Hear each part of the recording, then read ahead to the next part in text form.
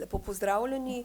V Novi Sloveniji smo zakon o osebni asistenci, ki smo ga vložili in je bil seveda tudi sprejet, želeli omogočiti čim bolj samostojno in kvalitetno življenje najtežjim invalidom. Želeli smo s tem zakonom, da bi se lahko njihovo življenje dejansko izboljšalo, da bi se vključili v družbo in ta zakon jim je to omogočil. Želim poudariti, zakon o osebni asistenci je invalidom izboljšal življenje. Smo pa današnjo konferenco novinarsko sklicali zato, da opozorimo, da se je pri izvajanju tega zakona so se pojavile določene zlorabe.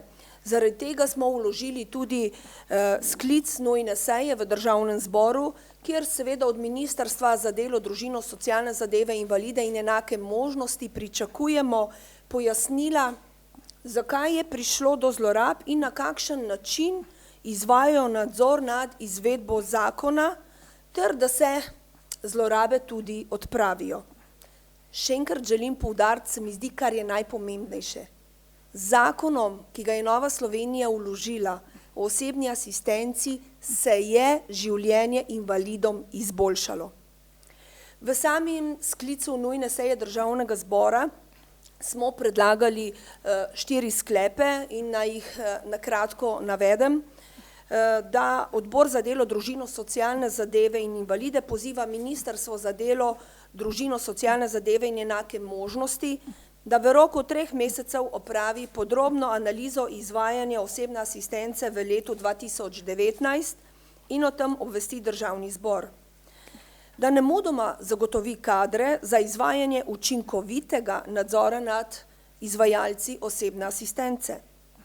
Da z novelacijo zakona o osebni asistenci do 30. junija 2020 uveljavi primerne varovalke, da do zlorab zakona ne bi več prihajalo in da bi kršitelje učinkovito odkrivali in sankcionirali.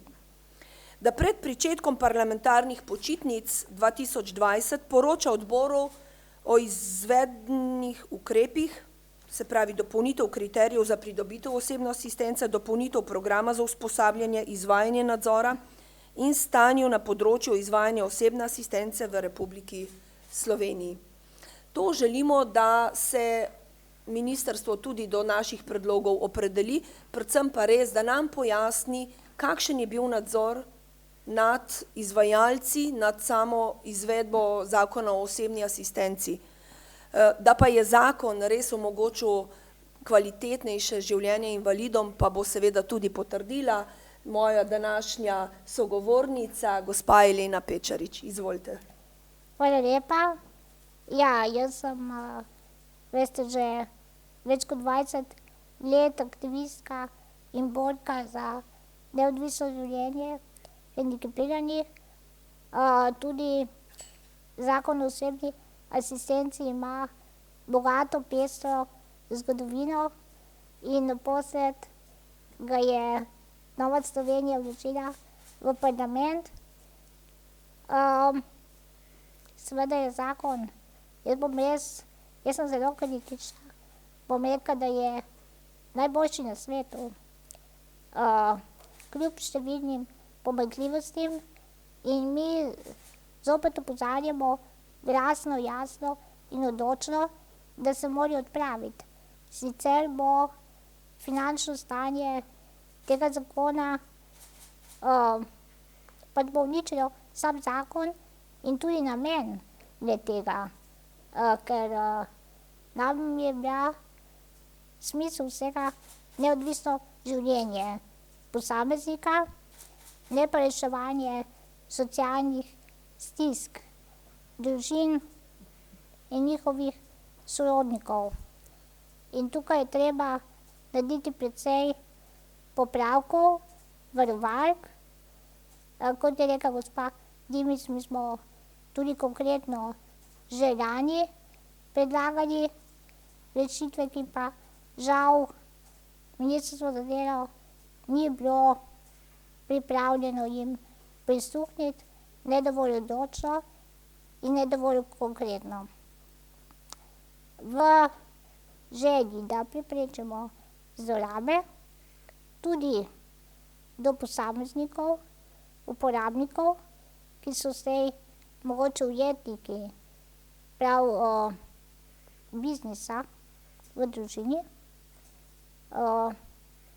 in seveda drugih ne temu namenjenih denarnih sredstev, je treba tukaj vzpostaviti nadzor, treba je tudi uravnovesiti člane strokovnih komisij, ki dostikrat ne vejo niti, kaj ocenjujejo, kajti izobraževanja glede koncepta so bila zelo slabo pripravljena. Trdimo, da je ocenjevalcev bistveno preveč in da so nestrokovni, nekompetentni. Tudi orodje bomo spremenili, ga spreminjamo skupaj z Inštitutom za socialno varstvo. Skratka, veliko stvari se pripravlja, je pripravljenih, smo pa veseli, da bo širši nadzor nad to storitvijo. Nenazadnje imamo tudi na vidiku dolgotrajno oskrbo, ki pa v določenih primerih je nekako presečišče tudi osebne asistence in je potrebno z javnim denarjem ravnati preudarno in strokovno, da se ne bo podvajalo, da ne bo zlorab in da bo jasno, za koga je kaj. Hvala. Mislim, da je gospa Elena Pečarič uporabnica osebne asistence in seveda ena izmed najboljših poznavalk tudi in občuti tudi, kakšne zlorabe se dogajajo.